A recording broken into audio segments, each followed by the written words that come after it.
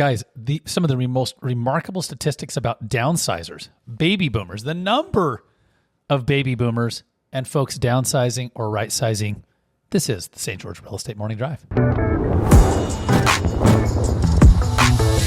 And I'm like, what's up, Jesse? Good morning, everybody. Guys, good morning. Merry Christmas. It is December 2025. And gosh, if there is a better time to be alive than December around St. George, the sun is shining, which is perfect for a downsizing conversation because people want to downsize here. And a lot of our clientele, we're going to talk about some of the stories of downsizing that the clients that we've worked with, what I call the tail behind the sale, this year around St. George. So people are, they're moving laterally. Yep. We have people who are downsizing, Jesse, from large homes to smaller homes, Yep. Smaller homes to really small homes to assisted living facilities, what we call ALFs. Kind of interesting, guys. Mm-hmm. Check this out. According to the U.S. Census Bureau, right?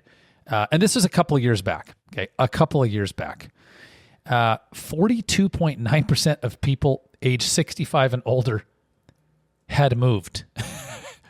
This was crazy. And so we don't quite see that here, but this is kind of some of the things that I see that are interesting. And we're going to set this up and we're talking a little bit about the holidays and folks who are making plans for 2026. I keep wanting to say 20. Remember when we all wrote checks, and at the end of the year, at the first in January, you'd say, always. You'd say, "Oh my gosh, I keep writing 2025 on all of my checks." Yep. Okay. Every year. Yeah, we're going to talk a little bit about the new year, except for how many checks do we actually write nowadays? Well, that's why I said, remember when we used to write checks. Yep. Yeah. I still do. I still write 1 or 2 a month. You do? Mm-hmm. Well, like who do you write a check to? Myself. Just moving from bank to bank. Oh, interesting. Oh, interesting. You mean literally from bank to bank? Yeah. From multiple banks. Yeah. Very fascinating. From my business, I have my business we see some checks go out. Account, separate from my personal. So yeah. Very, very interesting. This is a fine. This I is probably kind of like could set that up electronically, but I haven't. I'm sitting here kind of thinking about it's 2025. Yeah. It's almost 2026. So, but hey, listen, be that as it may, but I appreciate that. And look, we used to write checks, a lot of them. And one of the things that used to happen for me in real estate is I would go deposit, like the greatest day of the month or days is I would go and deposit multiple commission checks at once. I was like, so great, right? Because now it's all electronic. We don't even see it. I don't even know when we get paid. Mm-hmm. I don't even know when it hits my account because they don't tell me. So then I have to pay attention and, et cetera, guys. This is kind of interesting. The Harvard Joint Center for Housing Studies, Jesse, and then we're going to talk about today. I want to bring some statistics really quickly. I want to talk about some of the clients that we worked with this year. Okay. And then I want to talk about the Legacy Living Blueprint, which is literally it's a model for downsizers to use because it's very stressful to downsize. All right. The Harvard Joint Center for Housing Studies. It's not made up. It's actually a thing. Estimated. I have multiple data points. Now, this one is from 2023. So we're not far back. Okay. Harvard Center for Joint Housing Studies estimates that 3.6 million baby boomers will downsize by 2037.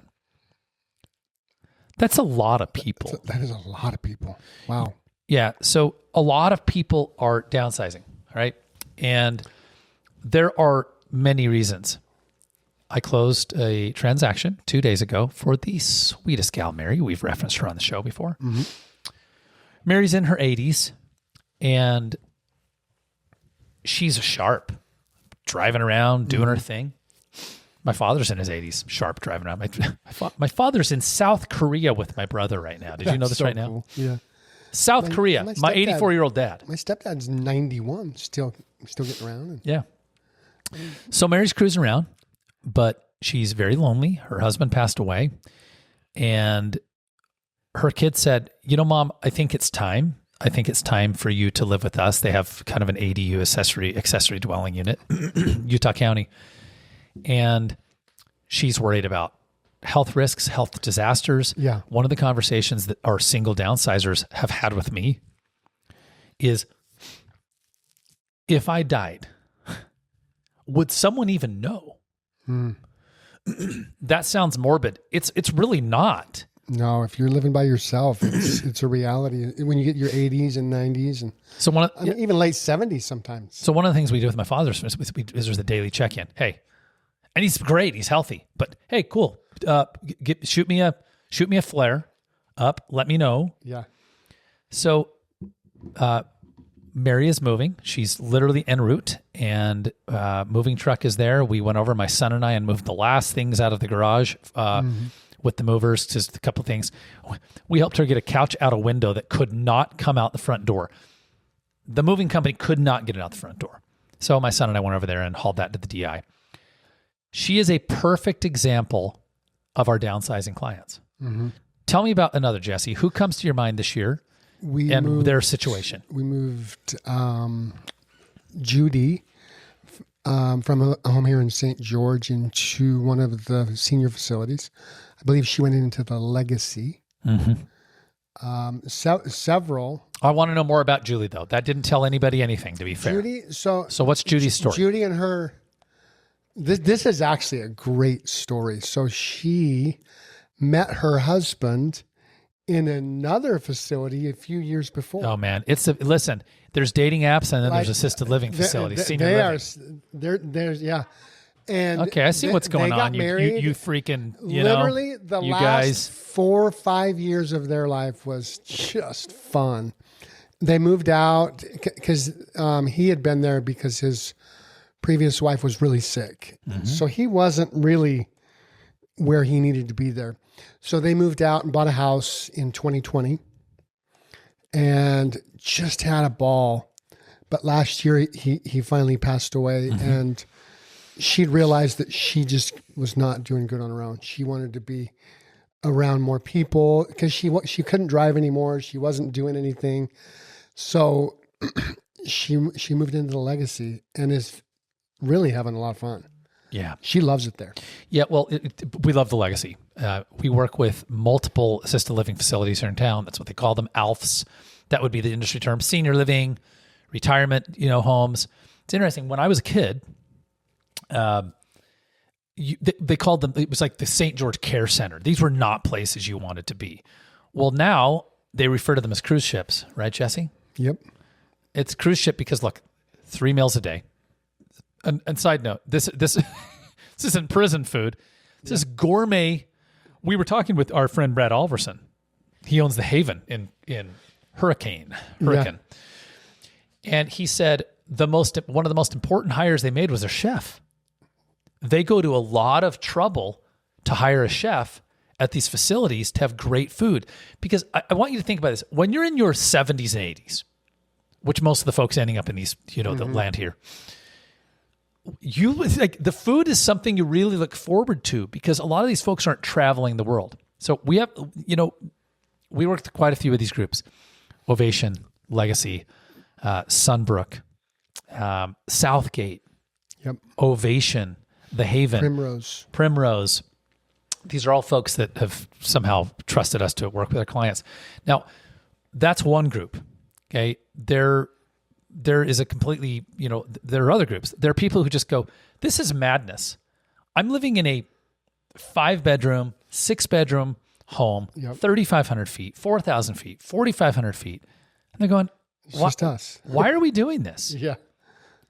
This absolutely makes no sense whatsoever. We've got to get somewhere smaller. And these are some of the reasons that people downsize. And they're just wanting to get in something more manageable. Yeah. They can actually manage and see each other from across the room. I want to share a thought that people who are downsizing, this is what I found because I've done a lot of research and this is a lot of our clientele. They know it's time, but there are so many memories. And what are we going to do with all our stuff? Yeah. And Do the kids want our stuff? By the way, they don't. They only want some of the important heirlooms. We have to understand this. What are we going to do with the house? Probably needs some deferred maintenance. We don't know how to manage that. Yeah. Do we move out first? But if we move out first and try to move to the next home or to an assisted living facility, or if we move in with our kids or whatever the downsize looks like, how do we afford it? Yeah. I want to make one comment about the one thing Brad said that really hit me is many times people are really struggling with that decision especially to move into the assisted living. And it's about giving up their independence. Mm-hmm. And he said within 2 weeks, the majority are so happy that they finally did. Yeah. And are so relieved and now are starting to enjoy themselves. Yeah. That was surprising to me. Oh. Because I grew up, my mom worked in the Nephi Manor.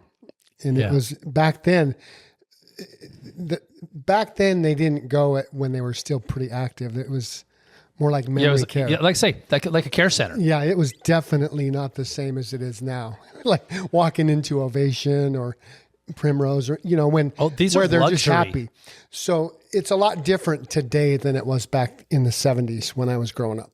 Yeah, yeah. The world has completely changed. So as people are navigating this. And you say, well, but we loved our home. There were so many memories, the kids, the neighborhood, the whatever it is. There's a methodology. And if we go back to this Harvard study, joint housing studies, they're talking about 3.7 million baby boomers would downsize by 2037. Mm-hmm. The interesting thing is that's only baby boomers. You have a lot of people who don't technically fall in the baby boomer category who are going to downsize. Yeah. And we're working with them. So this isn't as simple as just baby boomers, right? So Jesse, I want to talk a little bit about when we look at process and we look at some of the stresses, Ken and Connie. Mm-hmm. These guys are in their home trying to figure out, we got to make a move. We need to downsize. They thought they were in their final downsize. It wasn't their final downsize. Yeah. So we managed. The way that we orchestrated their move is they ended up moving and we came in and had the home painted and did some touch-ups and replaced all the screwy light bulbs that were inconsistent. And we sold a home that just smacked of freshness, right? Yeah. There's a program that we run, right, that we work with. Let's talk about some options, okay? One option is if you just have the finances to move, you can do it. Another option is you stay in the home and you navigate it. Yep. And that's a little more complex. There's another program that we run, which is really, it's a cash offer program. And it's kind of fun because what would happen is this. We would bring in our renovation / investment partner. Uh-huh. And what they do is they actually buy someone out of their home. Right. They give them about half of the proceeds up front. And then you move out, you have your money for your down payment, or, if you're going to buy another home, or your first 90 days at the cool senior living place. And then what they do is once you're out, you removed all your things. We guide them. They come in, they do the paint touch-ups. If you need to replace paint and carpet, freshen a few things up. Here's the fun part. Jesse, is a home worth more or less at that point? A lot more, actually. A lot paint, more. Carpet, and the little things that you mentioned that nobody ever wants to do. Light bulbs, the covers, the light covers. All those little things will exponentially pay for themselves. And Those are the things that people don't, let the buyer decide that. Yeah. And that actually every time will cost them more than it would cost them to do. Sure. Because here's what we're trying to do. We're trying to wow the buyer. Last week we had James Burkett on the show. He's an incredible architectural photographer. He does 90% of our real estate photography. And it was funny. He said, why aren't sellers putting their home on the market in a condition that matches the homes that they're looking for? Mm-hmm. And I can't tell you how often I see this. And this isn't just downsizers, Jesse. No, this is everybody. This is sellers across the board. Yeah, this is. I saw a post you did last night. The number one mistake sellers are making is they're asking, what was the question? Instead of asking how much they could get from their home by doing updating or doing some things, they're asking how little they can spend. Yeah, how little can I get away with doing to sell this house? And what they should be asking is, how do I absolutely maximize the value? Yeah, to get the most money. And that is so right on the money. It's a thing. It's such a big mistake. I've been at this for 20 years, 2 decades. So I want to talk about briefly, and I'll pull this up here so we can look at it. But I want to talk about the Legacy Living Blueprint. And the Legacy Living Blueprint is a model, and we're going to share this. All right. And it's fun because I'm going to open. I don't really like the view that I'm giving here, so I'm going to share this. But the Legacy Living Blueprint is a model to help people go, Jesse, from the absolute, utter overwhelm. Fair?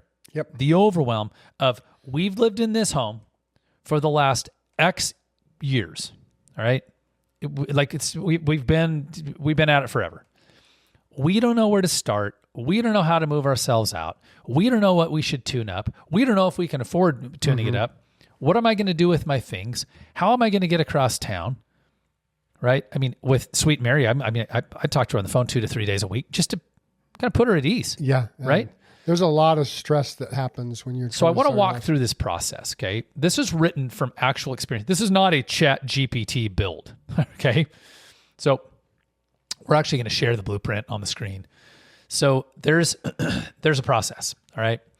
And the process is like this. So, hey, there's our lobby. Here's what's fun. The opening page is a letter. And there's my mother and I and my dad. My mom passed away in August. Mm-hmm. Speaking of legacy, we call our building Legacy Corner. And mom is there. And what's so fun is there are 3 really important people in this page. My parents, which is just so fun. We were really close to sending mom to an assisted living facility. And honestly, fortunately for her health, because it was so bad, she finally said, I think I'll check, please. Yeah. And she was really sick and she passed in August. And, I get to go, I went and put flowers on her grave 3 days ago across the street, Christmas flowers. So Ken and Connie, next photo below. These are folks we moved into Innovation. Incredible people, healthy people. Really, they said, we're sick and tired of all the stuff we deal with. We live clear out in Hurricane. We're driving 1 million miles to do anything. I go over there one day and they're hanging out like they're hanging out on the deck of a cruise ship with 3 couples. Okay, these incredible folks right here, John and Lori, lived in Taylorsville, Utah, and lived in the same home for 46 years, their entire married life. Wow. Downsized. Well, guess what their downsize was? This is kind of funny. Their downsize was an upsize. They actually went up by like 100 square feet in their home to a 2024 build from a 50-year-old Taylorsville home. Moved to St. George, Utah. They're enjoying the sunshine, but it was their downsize. It was their retirement. So here's the process. Okay. So what a lot of people going through, they're putting off making the choice to move. Mm-hmm. And there are some steps, okay? And so step 1, Jesse, is, you could read that title to us here. What do we call it? Take the 50-cent tour. Yeah. The 50-cent tour is, what is it? It's a walkthrough, right? It's having us come walk through and help you figure out how to get the best ROI for your house, the best value out of your house. What are the things that we could do or should do to make sure that we make this a great process? Yep. It's very simple, okay? There's no pressure. You're not signing anything. You're not committing to anything. Let's come look at your home. Step 2 happens at our office. And if you listen to our show, we broadcast from Larkin Group headquarters, downtown St. George. We're sitting on a couch in the lobby. And this is where we talk numbers and strategy. We bring folks in. We've got 5 minutes. Jesse, by the way, if you just picked us up, Jeremy Larkin and Jesse Paul with the Larkin Group KW Realty. We're talking about the downsizing boom. As we move into 2026, we have a lot of people who are thinking of downsizing in 2026. Mm-hmm. This is for you. Okay. Or it's for your family if you have your family or downsizing. This is where we talk shop, right, Jesse? Yeah. We really get to the nuts and bolts of what this looks like. Yep. And people need to know, what is my home going to sell for? Do I need to make, do I make repairs? But here's the thing. A lot of agents, Jesse, they run out to a home. Mm-hmm. They bring a listing agreement. They put undue pressure on the seller. They hurry and try and get a listing agreement signed and then come back to the office. What happens is the process gets turned up backward. Mm-hmm. We need to actually see the home first, then meet at the office where we have all the data, and we can look at a 75-inch screen. Yeah. And talk about it. And I think we've done this to ourselves, right? Oh yeah, acting like it's so easy. Yeah, correct. And correct. If you get an appraisal, it's 3 or 4 days waiting for them to do that data. Sure. So it's okay to have 2 steps. Yeah. Step 3. Okay, this is the home prep. What's our little rule there, Jesse, on the home preparation page that we talk about? Slow down to speed up, guys. I shared this story a week ago on the show. I didn't look him in the eye because we were on the phone. I said, your reluctance, we did not agree. This guy, I was asking a seller to spend $19,000 to update a home. It's probably going to make them $50,000 to $80,000. Yep. I said, you are literally going to lose $50,000. They went another direction. They found a realtor who said, oh, you don't need to do that. If you will by the way, most people don't need to spend $19,000. It was $1 million home. Yeah. Guys, if you'll slow down to speed up, it feels overwhelming. I promise we have all of the people, parts, and pieces to help you deal with it. The sad part is they definitely need to do that in this market.